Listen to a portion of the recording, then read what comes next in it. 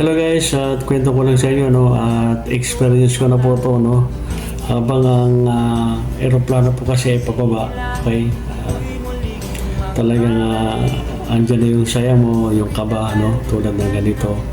Pababa yung eroplano, mararamdaman mo na, tanong mo yung baba, kitang-kita mo na halos yung mga bahay, parang dito na ako, di ba? Pero siyempre, nakakaba pa rin kasi hanggat hindi nakaparking yung aeroplano ay meron pa rin tayong doubt, di ba? Siyempre alam nyo na yun, kaya, pero hindi natin iniisip yun, ano? Basta bababa na itong aeroplano.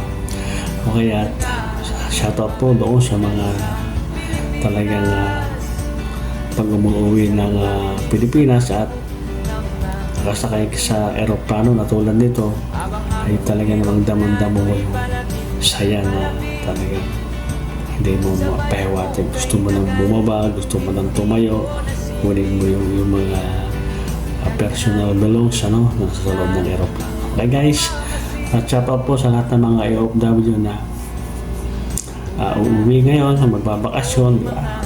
Ingat po tayo palagi. Okay. Enjoy lang mga idol, sumakay ng aeroplano. Masarap. Lalo na yung pag-ganon. Okay, yun, mas mahirap yung pag-ganon, paalis pa lang. Pero pag pabalik na yan, yun na yung pinakamasarap talaga. Yun ang pinakamasaya.